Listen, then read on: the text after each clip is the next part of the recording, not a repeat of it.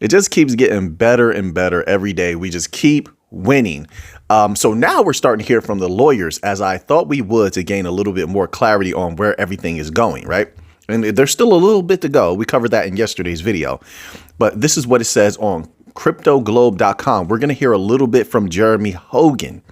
It says here, regarding secondary sales of XRP, the judge noted that the SEC had not convincingly argued that these constituted investment contracts.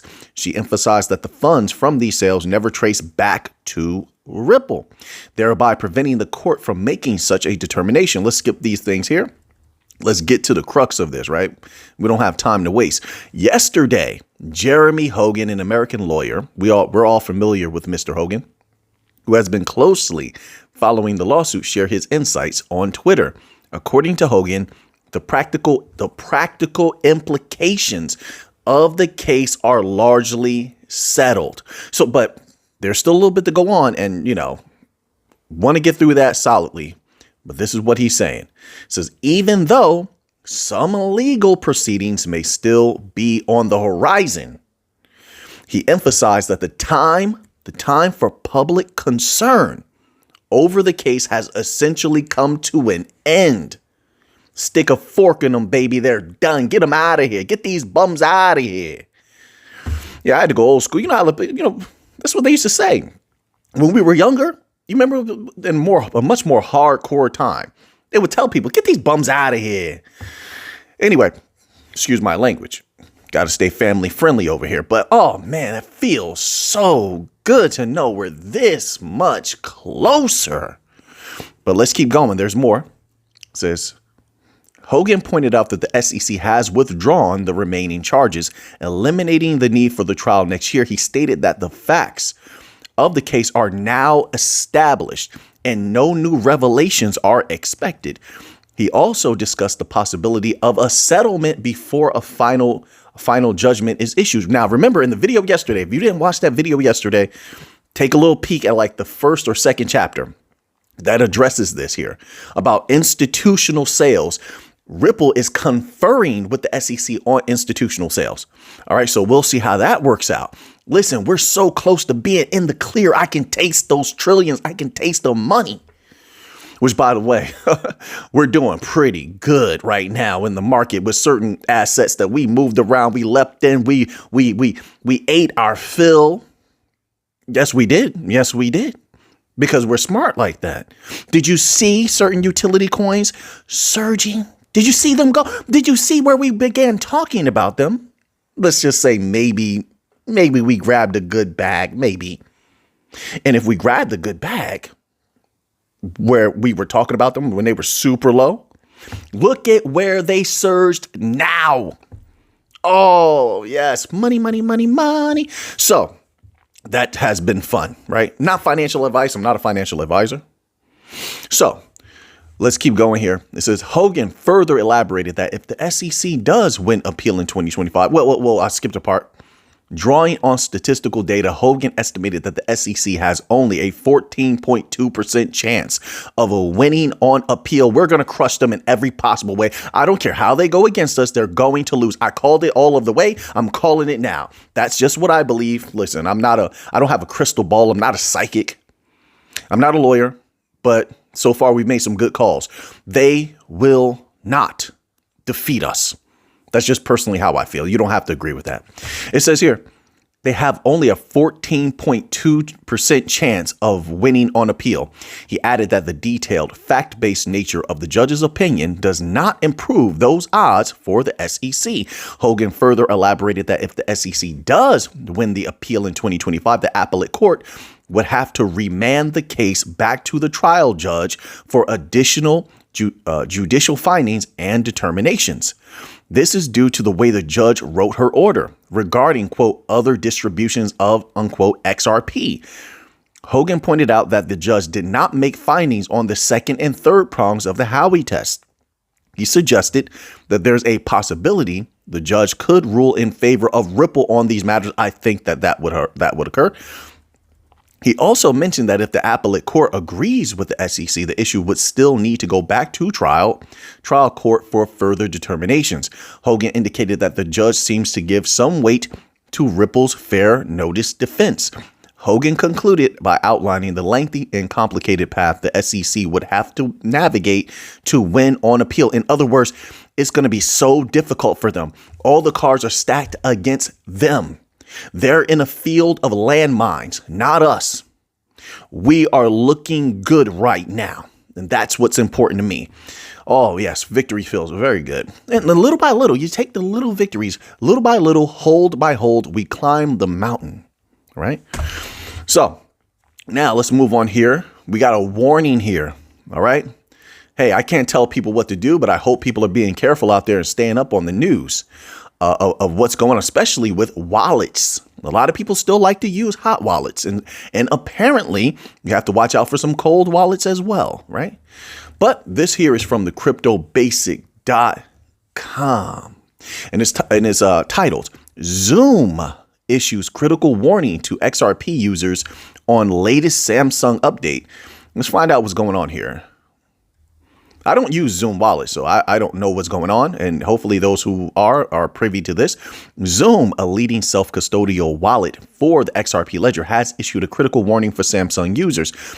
Zoom issued the announcement through its official Zoom support on X. The warning pertains to the latest Samsung operating system update the South Korean multinational firm rolled out for its devices on October the 12th. It says, we are getting reports from Samsung Plus Zoom Wallet users, specifically Samsung Galaxy S21 users. The Samsung operating system update pushed out October 12th by Samsung damages the @Zoom Wallet secure data store. Okay.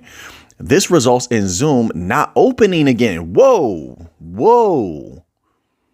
Check if you have your secret, I guess, phrases and code, whatever codes, It says, according to Zoom support, this system update poses a significant risk. Yeah. Heck yeah, that's a significant risk to users of Zoom Wallet. This risk particularly pertains to the security of their data. And listen, if you have a Samsung S21 and you did that update and you're using Zoom, stop this video right now. I'm telling you, listen, and go check your stuff. Yeah, I'm like that. I'm not going to stay here on the. No, go check your stuff. Make sure you're okay. The issue at hand, and then come back to the video and click the like. I would appreciate it. Click a little. There's a little. This right here. Click right there. Goes a long way. Trust me on this. The issue at hand is the potential damage to the secure data store of the Zoom wallet, rendering the application inoperable. Oh, that's crazy. Oh yeah. If I was a Zoom wallet user, I'm gonna tell you right now. I'm sorry. I'm very strict. You got one chance. We got one time to do something wrong, and then, but it's not Zoom. But then, do I blame Zoom for that even being a possibility? See, but Samsung put out that update, which caused the damage. So really, should Samsung be to blame? Really, right?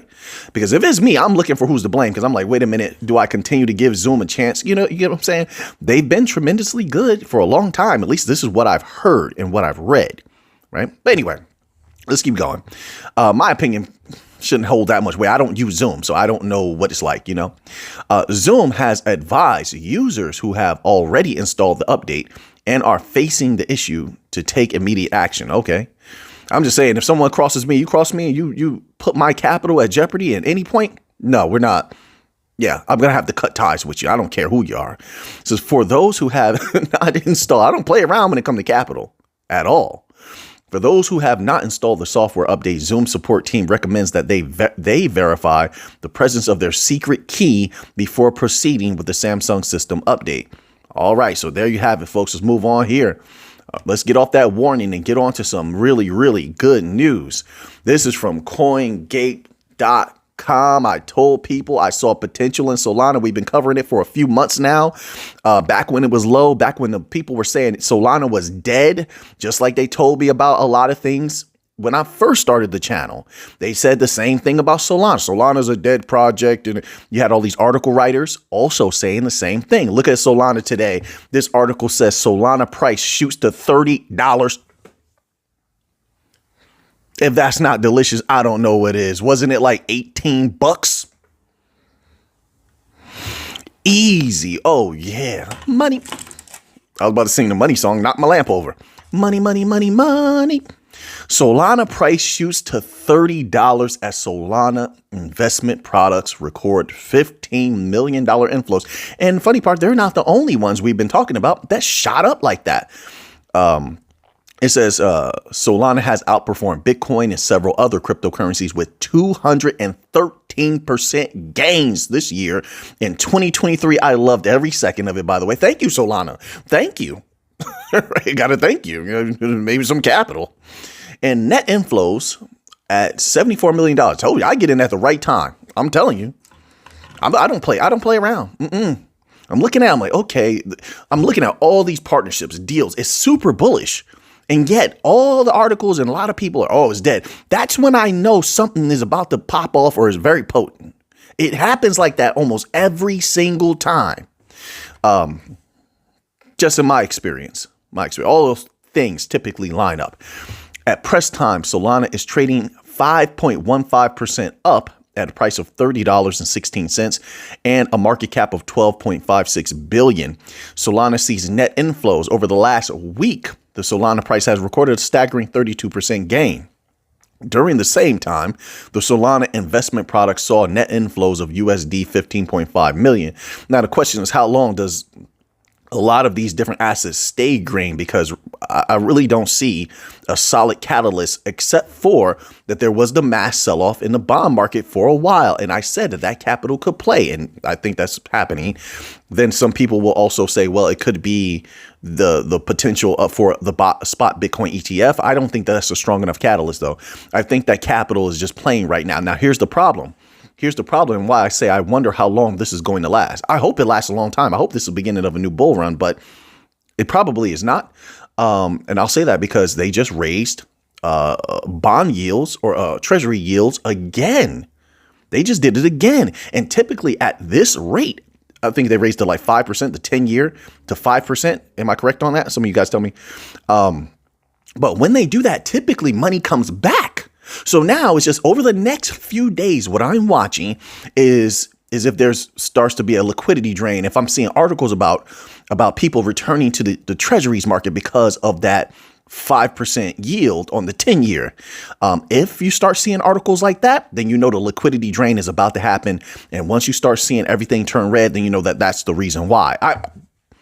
I mean, it's just logical, and it's not just going to happen in crypto. You would see that in crypto, stocks, commodities, right? Probably, I would say maybe it'd be a little bit more tricky for gold, just because right now with geopolitical tensions, gold is being used as a safe haven. So its price is less predicated on like liquidity from capital that's at play in the markets, as opposed to safe haven capital that's probably going to be pulled out as well. But we don't know when that's going to be, right?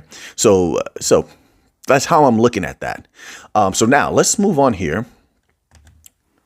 So another utility coin that we've been talking about a lot, and I told people I saw a lot of potential in it, that took off the last few days, Chainlink. And I think Chainlink has more to go, but I don't know if it's going to do it this time around. But I think it definitely in the future has a huge potential. Chainlink surges 38% in anticipation of staking V0.2 release. It says, is $15 achievable in the future? Probably. I would say is possible. But right now, I don't know. This is going to be a lot of profit taking if it's not already happening. I don't know what's going on on the charts right now, but there's going to be some profit taking. I don't think people are going to wait that long. Nope, not as hungry as people are, and they need that capital out there. It says Chainlink plan to double down on the foundation upon which the V0.1 staking platform was built, though the exact release timeline remains undisclosed. A December projection looks likely, judging by the period the first version debuted last year. I want to see if they talk about the price. They're talking about staking a lot here. It says impact on Link road to $15. Link has much to gain with the imminent update as the native token of the Chainlink ecosystem. According to, no, I'm not saying that person's name. No way. Nope. According to a person, a market analyst, the name sounds real. It ain't no name that I'm going to be saying. I ain't calling nobody that name. No, I'm not calling anybody that name. You ever see a name where somebody deliberately chose a name where people say it It's not good. It's not good. Oh man, that's hilarious. A market analyst is and Velvet Capital's community manager. Okay, Chainlink is one of the protocols to watch as October nears its end. And the analyst highlighted Link's growth over the past few days. As it, I'm still laughing at that name, man. No way. Oh man, the past few days as its price has soared above $9 for the first time since November last year. All right. So it's another one that has taken off. Link buyers have pushed the token by 11.23% overnight. Thank you. Thank you. Right. Oh, man, it's been fun this last 2 weeks. I've been having some fun. I've been having a good time. With its current valuation pegged at $10.23, the token remains one of the best performing altcoins over the past week, where its price has soared by more than 34.87%. Yeah, I'm keeping my eye on Link. Thank you for the gains, by the way. And yeah, we will feast on Link again if we need to. I will tell you that. We will feast on Solana again and Link again if we need to. Right now, we had a great time. You got to know, just for me, I got to know when to get in and get out. You know, these are utility coins. And yeah, I think they have very bright future, but they're not bank coins. They're not bank coins. So I treat the bank coins differently. XRP, XLM, Algorand, Quant. I don't play with those. Anything else is fair game. I'm going to play. I'm going to feast. Right. And I'm going to do it quietly, too, because by the time you get in and get out, it's too late to come tell somebody, oh, get into this. By that time, it's at the top and people are buying at the top and they could lose capital. Like, no, see that you just have to have a mind and know the catalyst. You know, stay up on the news, look at the charts once in a while if you can, and then know what to get in and out of and move in and out. You know, we're here to win. We're not here to lose. Don't want to hold something for too long. You know, when that volatility kicks in, boom, these things tend to go down rapidly. Not saying that's what's going to happen this time, but I don't like to take the chance, you know, and you get out with no regrets. So now we're going to end off here today with a little bit of gold news. So this is from fxstreet.com. And it is titled Gold Bulls Take a Breather Below the $2,000 Mark. U.S. data. Geopolitical tensions eyed. Not worried about gold at all. Like I said before, look where it came from. 1865, 1875, 1888. Then it went back up near 2000 so rapidly. I told you all it takes is the littlest bit of tension. And then we are feasting on gold, on excess gold profit. Not that, you know, I use my gold as store of value, but I just love that it skyrockets like that anyway. And I'm sitting on gains just in case I ever wanted to extract that gain. I could. Says gold prices trims a part of the previous week's gains and hovers around $1,975 during the Asian session on Monday. The bullish outlook of the precious metal is bolstered by the safe haven flows due to the escalating geopolitical tensions in the Middle East. Meanwhile, the U.S. dollar index, a measure of the value of the USD against 6 other major currencies, consolidates around 106.15. As the FOMC enters its blackout period, there is a clear signal that the rates will be held steady at its November meeting. Yeah, higher for longer. On Friday, Atlanta Federal Reserve President Raphael Bostic stated that he doesn't think that the U.S. Central Bank will cut the rate before the middle of next year. So there you have it, folks. Okay. So at least we're getting some more solid information from a typically opaque Fed. On the other hand, rising tension in the Middle East might boost safe haven assets like gold price. It already has, but I think they mean even more because things are getting way out of hand. And it's not just over there. It's in a lot of places around the world. They're just not reporting on it. Not as intense as that, but there's a lot of tension around the world, you know, and that definitely could affect gold's price 100%. All right. So now that you have the information, what are you going to do with it? I know what I'm going to do with it. So until next time, let's get to the money.